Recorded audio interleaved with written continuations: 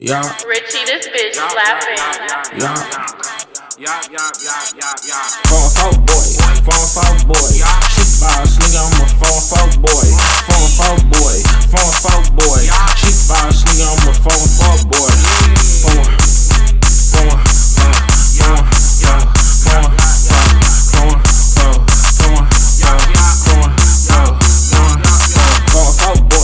414 boy. She boss, nigga, I'm a 414 boy. 414 boy, 414 boy. She boss, nigga, I'm a 414 boy.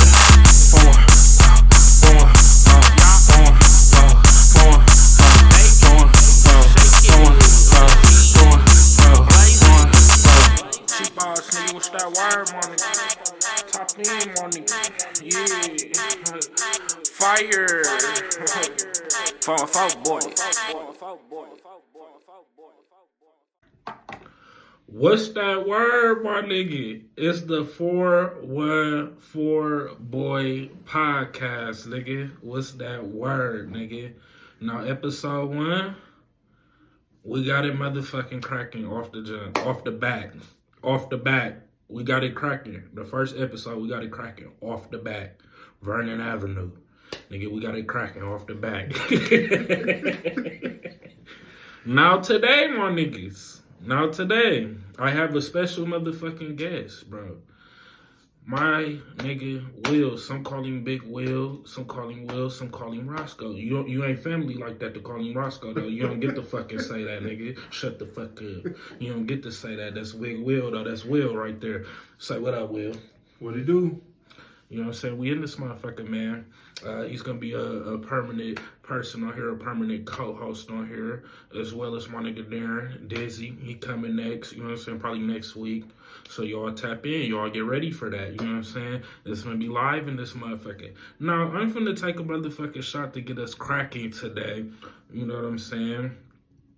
You like some nerves, yo? God bless America. Nigga, so we'll get into a cool little story, right? So, Will, you want to kick off the story for him? Fuck. Oh, man. So, I don't know what day we're going to go live with this one. But, you know, we got a nice little snowstorm coming up. So, I remember this like it was yesterday. We was back in high school. And, man, we had went to the barbershop. We was coming back home and the whole sidewalk was just nothing but ice. We had to walk in the street, and I looked at that shit and was like, damn, that shit look like a bust your ass buffet. Man, I had my nigga dying off that shit, bro. I was like, hell no. I ain't finna fall and hurt myself on this shit, man. And we got a whole lot of stories to tell, but that, you know, it's just a quick one. It's a quick one. Nigga, I'll say, let's talk about when we went to Minnesota. That's my story, right? So when would you say this was? Like spring? Spring of 2015? Yeah, 2015, my senior year, you know. So boom, nigga, you know, his OG, his mama, she hit us. She was like, y'all trying to go to Mall of America, go to Minnesota and whatnot, go to the outlets and things of that nature. We like, yeah, for sure.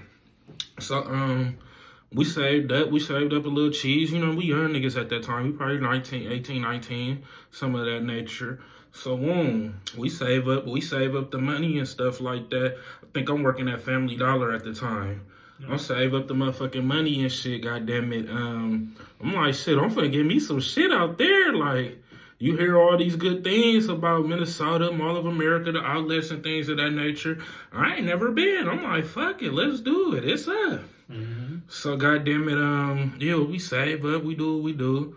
Boom. We go there, we on the road. You know what I'm saying? It's lit. Like, we on the way there, long drive. Let's talk about it. 4 hours or something like that, something crazy. Boom. The longest drive I did in a while. Since my dad used to drive me to Atlanta and back and shit. Longest drive I did in a while. So, boom. We on the way there. Now, let me tell you this. We got to this McDonald's. Nigga, it's in, Whiteyville. So, nigga, now mind you, we going in that motherfucker, they looking at us. Man. They looking at us and shit like that, goddamn it. And we like, fuck it, we finna order. Boom. Nigga, we get the McDonald's. McDonald's, the best McDonald's nigga ever tasted in my life, bro. Actually look like the ad. Look like the commercials, look like the ads. It looked good. Like I'm finna eat the best McDonald's I ever had, cause just off the look, the shit looked good. I think I had a McChicken, a McDouble, or some of that nature. Nigga, that shit was the best McDonald's I ever had in my life.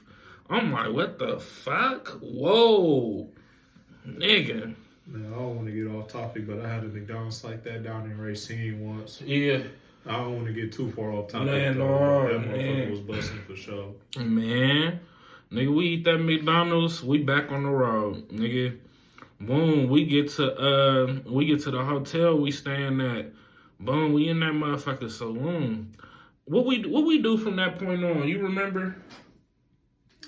Just got situated and stuff like that, and it was just it was really a mess the next day, because the next day we my mom and them wanted to go to the outlets and stuff like that, but Rich had a friend standing out there named Bong, and Bong was a really cool dude, and he was saying like, oh, the outlets don't really got much, let's go to the mall. Man, we neglected to tell my moms about it, and she had a motherfucking fit, dude. It's funny now, nigga. But at the time, that shit was not funny. That shit then was so ass. Because, man, you got in trouble behind that shit. Mm-hmm. And then my auntie, she really tweaked out. Because she was like, well, since you didn't want to listen, you got to come with us to SeaWorld and all this other shit. I'm like, man, we down there, we know what I'm saying, we adults and shit. Adults like a motherfucker. Like, it don't make no sense for us to want to have to go and do no shit like that. Right. So, man. But it was it was a ball in that bitch though. Like, nigga, this is the era, right? Hirachis got hot again. So I ended up getting some red and black suede looking Hirachis. At that time, that was crispy. You was crispy with that. Nigga, I ended up getting me some joggers and shit. The jean joggers at the time, that was crispy at the time. So I ended up getting some little fly ass shit. We having a good time, nigga. It was so many motherfucking stores we couldn't keep up. Shit. Yeah, it was a ball, I ain't gonna lie. Yeah, no, Mall of America definitely holds a special place in my heart, because that's where I proposed to my fiance at, too, at the Mall of America. Yep. So, yeah. I went there with Ariel too, like had a good ass time. What was that, a few years ago? That shit was cool, bro. That shit was cool. What other story? I got another story for y'all motherfucking ass too. So me, Will, and we had a homeboy named Javay. Nigga, we was at this park, like across from my alley. Across from my alley, bro. It was a little basketball court. We used to always go to the basketball court, you know what I'm saying, play games. There'll be plenty of motherfuckers over. We hooping and shit, doing what we do. Boom, it's just an easy going day. So nigga, we had some Calypso bottles out there. You know, Calypso bottles, they glass and shit. So nigga, we used to do some shit, just childish, you know what I'm saying, having fun. We used to do some shit. We was like, I don't give a fuck about none of this shit. Boom. We threw the glass bottles at the wall and shit over there. Boom. Nigga, tell me why we all do it this time. We done did it multiple times. Plenty. Like, it don't make no sense at this point. It's just a regular thing now. Boom. We happen to do it this time. Like, it's just because we've just been doing it repeatedly. We do it this motherfucking time. Nigga, I threw my bottle, Will threw his bottle, and then our homie Javay threw his bottle. Bam. Nigga, glass shatter, we run, fuck it, we out of here. Nigga, come to find out, it's a motherfucker seen this. It's a lady that seen this. Nigga, we running, we get to my house, lock the door. Nigga, we hiding. And then the lady talking about I know you're in there. We like, oh shit. We try to be quiet and shit. We try to be quiet. Man, her motherfucking ass, she's still going on. Tell me why my nigga Javay, he opened the door and get to talking to the lady and shit like that. We looking at him. We looking at me and Will looking at each other like, what the fuck? Why would he do that? Why would he do that right now? Like, folks. And you didn't invite him over ever since. We saw a link. No, we saw a link, bro. Oh, that shit was funny as hell. Man, come on now. Then yeah, man, that's just a couple little stories with the bro. You know what I'm saying? We'll get into our relationship segment. God damn it, we'll get into that. We don't ask dumbass questions like you niggas or say dumbass shit like you niggas be saying. We some committed men's. We loves our women's. You know what I'm saying? He been with his, what, 10? 10 years, yeah. 10. Me, I'm 5. Engaged, both of us. Good men's. Good citizens of the community. That's us. You know what I'm saying? But the question for today is, how did you know she was the one? Well, how did you know she was the one, gang? You know something, bro. So I'll divulge into some stories about this going forward. But yeah, I actually played college basketball at one point. And man, she was my number one cheerleader. She was always there for me, going to the gym, rebounding for me, just spending time with me, bought me a whole new gym bag and stuff like that. She was like, I know this is something that you dream to do, playing basketball, things like that. I'm here to support you in any way that I can. When I had tough conversations with my coach in college, she was always there. She even sat in on the meeting and she was there supporting me. And I'm like, man, you know, she's the one for me. Like I said, she never made me feel stupid for ever wanting to pursue a dream or a passion. Mm-hmm. You know, and to have that kind of support, that kind of love from somebody that, you know, that was a stranger to not too long ago, like, man, that solidified everything for me. Yep. And man, and here we are today, still going strong. We would have been married a while ago, but just having complications from COVID and things like that kind of slowed up our wedding plans. But 2025 is a year. 2025 is a year. That's when we plan to finally really tie the knot. And man, I thank God for it every day. Yep. I love it. I ain't gonna lie, I love it. Black love, nigga. Yeah. Y'all motherfuckers should get it. I'm trying to tell you something now. Let me put the black down for this wonderful queen. No bullshit. Let me put this down for her. So, nigga, how did I know Ariel was the one? Nigga, I damn near knew when I first seen her. Like, when I first seen her, it was like, it's the movie shit. It's like it was that. Bro, I could tell this story. Fuck it, because it's a good time to tell this story. So the first time I met Ariel, goddamn it, nigga, I pull up on her, we done talked. I'm like, I want to take you on a date, whoop-de-whoop-de-whoop. Pull up on her in the Stangisha, black thing, fuck you mean. Pull up in her in that, you know what I'm saying? I'm nervous than a motherfucker because she fine. She fired. So I'm nervous, right? I pull up. This the first time seeing her in person. Nigga, I'm talking about, it was literally like, oh. Nigga, she come out the door and shit like that, come down the steps. Oiled up, lotion, blue dress, makeup popping, hair popping. Oh my God. Ooh-wee. I had to hit the Home Alone. Look. Ooh-wee. I had to hit those. I'm like, oh my God. Then I'm driving. I'm trying to pay attention to the road. I'm doing these. I'm looking to the side. Damn, she fine.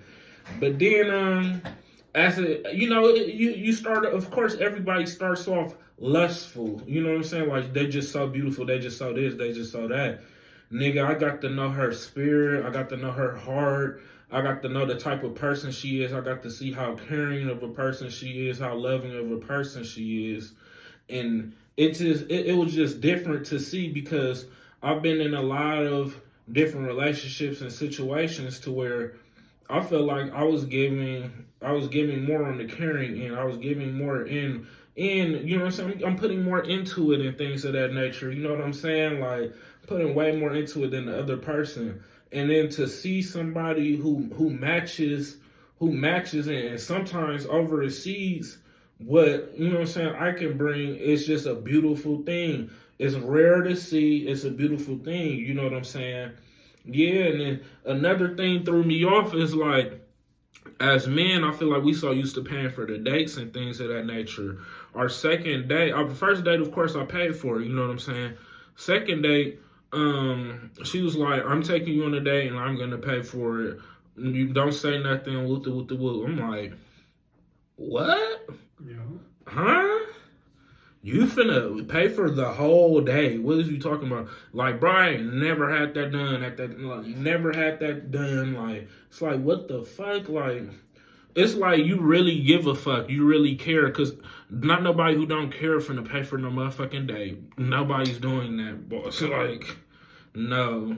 So that was special to see and stuff like that. Like, she a genuine person. You know what I'm saying? She'll have your back if she know you, she love you, care about you. She gonna have your back, and it's just a beautiful thing to see somebody who has a caring heart. You know what I'm saying? So yeah, it was a blessing. It was a blessing to see. That's how I knew she was the one. Yeah. Man, she gonna make me fall in love with her too, man. Damn. Yeah, no, but man, I'm just happy because, man, I feel like growing up, well, you know, like if you don't, like for most kids, like if you don't really have your pops around and really teach you about like how to talk to girls and stuff like that, Yep. you kind of lost. Yep, lost in the sauce. Shit, growing up, shit, all we had was each other for real to just teach each other certain things, so like what to say, what not to say, how to interact with somebody. Yep. So man, me and this brother, we went through a lot with different girls and stuff like that. So to be where we are now, and to have the quality of women that we have in our lives, yep, it's like, man, it's a blessing. You know, something that you gotta thank God for every day. Yep. Shit's crazy, bro. It's a blessing, bro. Like, matter of fact, I'm gonna throw this topic into this podcast. It's a blessing, right? Mm-hmm. You know, I like to say life is perspective based. Mm-hmm. So it might be a nigga, you know what I'm saying? He a drug dealer, and to a civilian, all a civilian look at it with the drug dealers, man, he got all this money and he got these cars and he got all the girls and whoop. But you don't know what that man going through. Mm-hmm. You know what I'm saying? You don't know what he's going through. His homies finna snitch on him. His girl cheating on him. He facing 15 to 20 for a dog case. You know what I'm saying? Like, and he goes to jail. He go to prison. He doing that time. You know what I'm saying? Like, and everybody forget about him. Everybody forget about you. You know, let's say your homies who you thought was down for you, they sitting up there trying to mess with your woman while you down, and yep. And it's just bad. And no more money on them books, nothing. Nope. And it's like, bro, you'll have a good woman, you'll have a kid, that little nigga could hoop good, all type of stuff. Like, you got a job, you don't too much care for your job, but it's like, bro, you got something, you know what I'm saying? You got some type of income. Mm-hmm. And it's like, you have to love your now to get to where you want to go. You know what I'm saying? You gotta love your now. You gotta respect your now. You know what I'm saying? Like, I feel like a lot of people don't respect their now. Mm-hmm. You know what I'm saying? That civilian, he looking at that drug dealer. He like, bro, man, I wish I could have what he have, and whoop. Man, not knowing what comes with that. Not knowing what comes with that. As the old saying goes, it's like, man, if we could put all our problems into a big old hole, we take ours right back out. Yep. Yep. It's like, bro, you gotta respect where you at, and you gotta appreciate what the fuck you got. You know what I'm saying? Like, man, yeah, life is perspective based, bro. Mm-hmm. Very much so. Man, okay. Rappers need to leave their hometown to get the life they deserve. What's your thoughts on that, Mr. Will? What's your thoughts on that, Gary? Just from looking at you as an artist and how much you respect your craft, I just find it crazy how people here aren't quick to give you your flowers because you were a very huge part in the sound that Milwaukee has now and how the music has grown here. But it's like, and we've talked about this at like many times, it's like, just always thinking about if you went back to Atlanta or something like that. Yeah. And then how you had broke it down to me, because like I feel like if you were down there, you could have gotten a lot more could have been a lot more appreciated as an artist down there as opposed to up here. Yeah. But then again, as you were saying to me before, the sound is oversaturated. Yep. So you're competing with all these other kinds of different artists, and the sound that we have that you cultivated up here might not hit the same down there. So yeah, it's like I definitely feel that way. I mean, kind of piggybacking off of like artists going to Atlanta, we see it all the time. Like a lot of artists who aren't from the city, they go there and they get on. They grow and things like that because people are more open. They're accepting to the new guy. Who is this? Who is this? It's like the new dude at school, the new girl at school. You like, who is she? I don't even think she's from Milwaukee. I don't even think she's from here. You know what I'm saying? It's like, who is this? And the new dude at school, like he's supposed to be. I heard we supposed to get this new Hooper. Is that dude? You like, who is this? It's like a thing of who is this? You know what I'm saying? When you go to somewhere else, like, who is this? He's kind of different. He not from here. You know what I'm saying? She not from here. You know what I'm saying? So, yeah. Man. What are your thoughts? Yeah, rappers need to leave their hometown to get the love they deserve. You know what I'm saying? We've had so many from here leave and goddamn get on. You know what I'm saying? Too many to count. The talented R&B singer Tank. Go. What? Lakia. Bounce. Got that cheese. Quit playing with her. And even Rico Love. Yeah, so turn the lights on. Come on, bro. There's so many talent. Eric Benet. Yeah. Come on, bro. So many talented individuals. Sheck West. Hello. Shout out Business Boy. Went crazy. Atlanta, then LA. What? Worker party next door? Let's talk about it. Bro, rappers need to leave their hometown to get the love they deserve. Bro, we so talented, but we just in this small city. I kind of compare us to a Virginia in the sense we have so much talent, but it's in this small place. Like, if you was in any other city, you would have been blue. Just how talented Milwaukee Cats is. Like, bro, we got all the talent in the world. It's just some in Lake Michigan water or something that make us be cold like this, bro. Every single motherfucker, bro. Like, yeah, you gotta leave to get the love you deserve. Like, even if that's just city hopping. Like, I'm finna be in Detroit for the weekend. I'm finna be in Atlanta for a week. You know what I'm saying? Like, even if it's that, you still moving around getting the love you deserve. Yep, introducing yourself to new faces. That's what it's all about. Yep, I'm telling you. People say like, oh, I don't want to work with new people. I don't want no new friends. Well, shit, strangers will get you paid. Yep. Don't neglect that. Yep. Your fans is not your friends and family. Your friends is strangers, nigga. Yeah, your fans is strangers. Motherfuckers never met you a day in your life. Them your real fans. Really give a fuck. Like, yep. I got friends and family don't even, you know what I mean, don't even interact with what I got going on, nothing. Like, it be them strangers, bro. Strangers take you to the top. You didn't know your boss at the time and stuff like that, and look where it's at now. You know what I'm saying?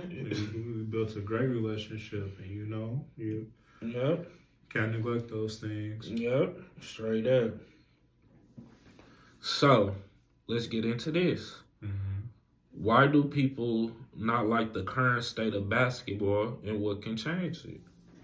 I feel like the discourse is disingenuous, right? Mm-hmm. Because people aren't even actually watching basketball. Mm-hmm. It's more so about, and I kind of blame ESPN for this, because it's all about hot take culture. You know, like guys just sitting saying stuff for clicks and likes, and it's like nobody's actually talking about the product. It's like it's always about rings, letting like all this disingenuous legacy talk. You know what I'm saying? Like people need to sit down, enjoy the product. You know, like I've always had my best conversations about basketball with other people in person, as opposed to on the internet, where somebody could say something out of pocket to you there, and then it's like, you know, it's not getting really checked. Like, for real. You know, and you can't check a motherfucker online like how you could check them in person about some shit. You know, and I just feel like the love for the game isn't necessarily there. Like, I'm not going to say that guys that play professionally aren't passionate about the game, because it's a grand game that we all grew up loving. Yep. But it's just like, I feel like a lot of the athletes have gotten complacent. Like, man, I'm in the league now. Yep. And now, look, you know what I'm saying? I don't got to, you know what I'm saying? I'm comfortable here. Yep. You know? Then the cheese is guaranteed. Yeah. Yeah, I got 4 years, $250 million, and it's fucking 150 guaranteed. What do I care for? Exactly. I feel like it's that. You know, that as well. You know, like another thing I want to add too is this. Like, man, I understand that highlights are cool to let you know like what happened during the game, but man, if you got the time, just sit down and watch a game. Yep. Because a lot of people sit up there and have all these different opinions, comments, and stuff like that. And you don't even really know what happened in the game. You just sitting up there looking at this highlight here. And piecing things together. Yeah, you know. What do you feel about people talking about the 3-point situation? It's too many threes. It's too many threes. How do you feel about that? I mean, the game is grown. Yeah. The game is grown. I mean, back when we were growing up, when you would go to the gym, the first thing you would see kids really working on was like shooting free throws. Mm-hmm. You know what I'm saying? Getting your, you know what I'm saying, working on your form, taking close shots, things like stuff that I still do. Fundamental stuff. Let's talk about it. And fundamentals. Tim Duncan. Favorite player. But, you know, just to continue that, it's just like the first thing you see a kid do now as soon as they walk into the gym is they just fire a three. And I don't blame Steph for that. Like I said, he's easily the greatest shooter ever, but it's just like, you can't, I feel like us as the previous generation, we need to instill into kids how to incorporate these kinds of things into their game and not just rely solely on that. Mm-hmm. Because somebody coming down on a fast break and just firing up a three instead of just taking a layup, like who does that? You know what? And it's kind of a new generation of hoopers that do that. Yeah. Like I said, I'm not upset at teams, especially like with NBA teams shooting more threes or anything like that. But it's just like, other guys like Jason Tatum. Like Jason Tatum, like you're 6'9", and you can create space like nobody's business. It wouldn't hurt to go to the rim a couple of times. Go to the rack. I feel like that's why Anthony Edwards is playing better in this streak now, because he's getting back to get into the basket. And that opened up the rest of his game. Mm-hmm. You know what I'm saying? It opened up the mid-range, opened up the three, when you could attack the basket. You know what I'm saying? I agree. Man. Yeah, I feel like, in my opinion, it's not a healthy blend of threes with the other parts of the game. Mm-hmm. It's like you said, it's more solely based on the threes and shit like that. Like I feel like it needs more of a mixture. It needs more of a mixture. Like it's like not everybody can be the Warriors. Mm-hmm. Not everybody can be, I don't know, the Knicks. You know what I'm saying? Not everybody could be these certain teams to where they knocking down threes smooth as fuck. Like not everybody can be that. Some teams got to be, oh, they post game wicked.